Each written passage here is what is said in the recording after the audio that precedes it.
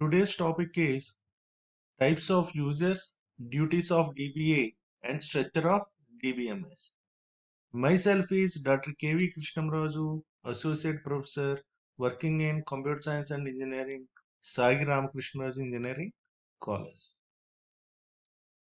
The objective of this lecture is to understand the different types of users in DBMS, to understand different duties of DBA, to understand the structure of DBMS. Variety of people are involved with creation and use of databases. There are four types of users in DBMS based on their usage. They are database implementers, end users, application programmers, database administrators.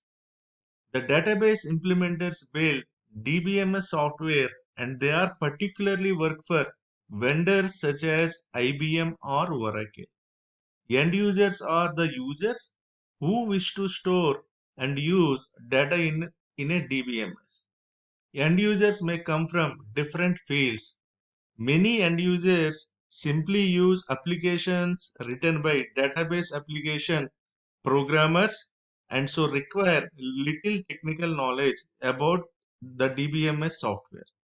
Some end users make more extensive use of a DBMS, such as writing their own queries.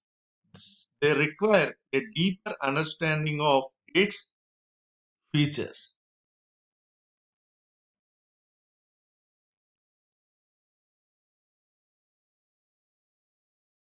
In addition to end users and implementers, two other classes of people are associated with a DBMS. They are application programmers and database administrators.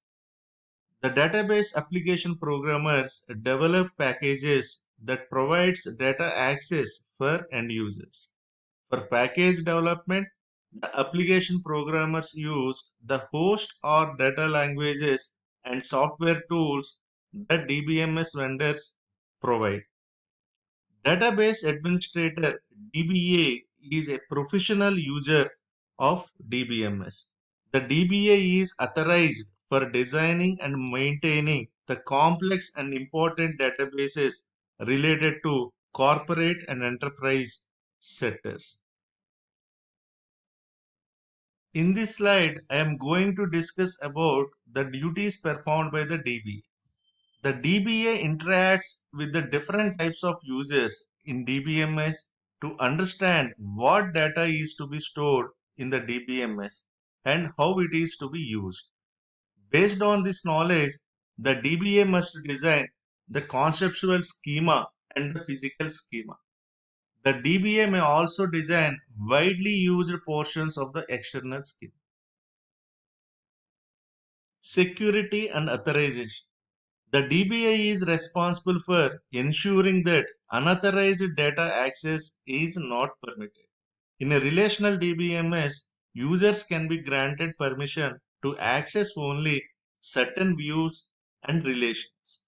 For example, although you might allow students to find out course enrollments and who teaches a given course, you would not want students to see faculty salaries or each other's grade information.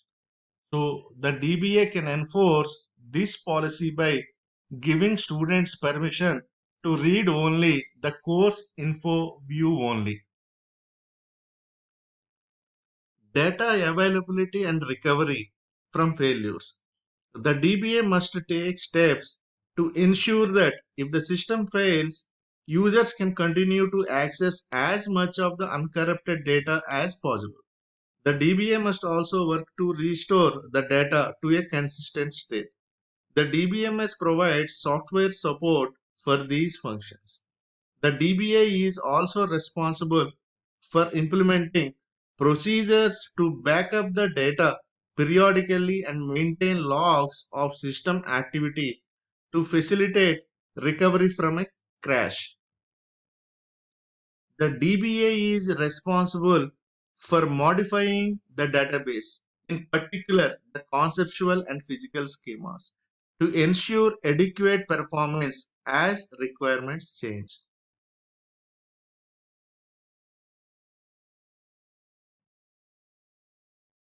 This diagram represents the structure of the DBMS.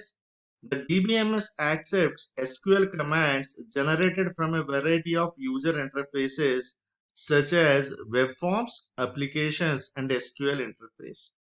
Query Optimizer produces an efficient execution plan for evaluating the query. An execution plan is a blueprint for evaluating a query, usually represented as a tree of relational operators. The file and access methods layer supports the concept of a file and indexes.